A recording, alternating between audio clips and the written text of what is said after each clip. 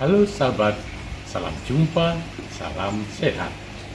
Marilah kita awali seluruh aktivitas sepanjang hari ini dengan doa yang didasarkan pada bacaan hari ini. Doa pagi, Rabu 17 Maret 2026, hari biasa pekan keempat Prapaskah. Karena Bapakku bekerja, maka aku pun bekerja juga. Dalam nama Bapa dan Putra dan Roh Kudus. Amin. Bapa, kalau Engkau sudah memulihkan kedudukan bangsa sebagai umat kembali di negaranya, di situ kasih cintamu tercurah bertumpah ruah. Ini tentu saja mengingatkan kami kepada rahmat karya penebusan yang menunggu untuk dilimpahkan sekali lagi kepada kami pada hari Paskah. Tangan-Mu itu kuat, tangan-Mu melaksanakan perbuatan-perbuatan gagah yang nampak agung. Waktu membebaskan umat dari Mesir, tangan-Mu nampak dahsyat. Waktu memukul sang hamba Yahweh yang dengan bilur-bilurnya menebusi dosa-dosa kami, tangan-Mu kuasa membangkitkan Kristus sang hamba dari alam maut.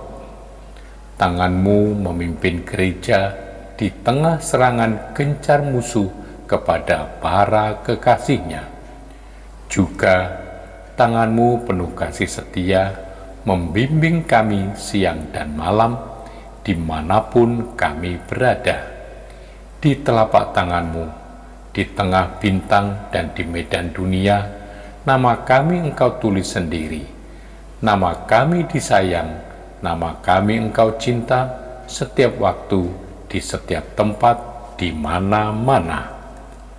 Bapa, hidup Yesus adalah hidup melaksanakan kehendak-Mu. Itulah yang menjadi makanannya, yang meneruskan karya penebusan Kristus harus berbuat seperti Kristus.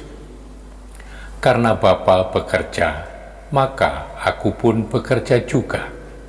Karya kerasulan itu meneruskan karya penebusan Kristus. Karya ini Engkau mulai, lalu oleh Kristus dan disampaikan kepada kami oleh Roh dalam bentuk inspirasi yang kami kenali sebagai pengarahan Roh dalam penegasan.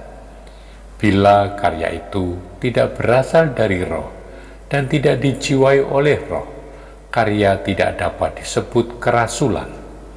Unsur manusia dapat menekan berat sampai juga menghambat. Pekerjaan yang hanya berasal dari tenaga manusia tidak menghasilkan rahmat ilahi. Yang khas harus menjiwai karya kerasulan. Banyak kesibukan dapat dikembangkan, tetapi kalau itu hanya sesuatu dari diri sendiri, buahnya juga akan terbatas pada dunia manusia. Bapa, Putra tidak mengerjakan sesuatu kalau ia tidak melihat Engkau mengerjakannya. Sumber segala tindakan ilahi dalam karya kerasulan itu, Engkau sendiri yang dilihat oleh Putra dan lewat Roh dilaksanakan dalam diri kami.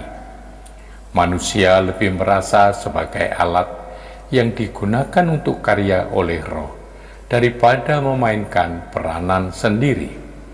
Maka sikap paling dasar pada para rasul itu keterbukaan dan kepekaan terhadap gerakan Roh. Pisau yang ingin digunakan oleh pemangkas harus mempunyai ketajaman yang diharapkan. Pensil yang dipilih oleh pelukis itu pensil yang paling cocok pada tangan dan jarinya, hingga tepat melukiskan apa yang dikehendaki oleh senimannya.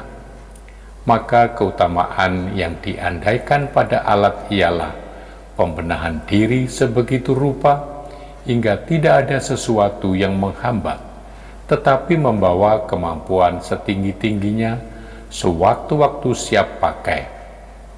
Kemudian alat harus lembut, mengikuti gerak tangan seniman sampai sekecil-kecilnya. Kecuali kesiapan mental, ada kemahiran dan keterampilan. Rasul perlu juga punya kepekaan jiwa untuk bergerak menurut gerakan Sang Rasul sejati, Kristus, lewat Roh Kudus-Nya. Bapa sumber cahaya mulia, kami Kau panggil menuju terang dan hidup dalam diri Yesus Putramu terkasih. Kami mohon, halaulah kegelapan dosa dan tunjukkanlah belas kasih-Mu kepada kami. Demi Yesus Kristus Putramu, Tuhan dan pengantara kami, yang hidup dan berkuasa, kini dan selama-lamanya. Amin. Semoga Allah yang Maha Kuasa memberkati saudari-saudara sekalian, Bapa dan Putra dan Roh Kudus. Amin.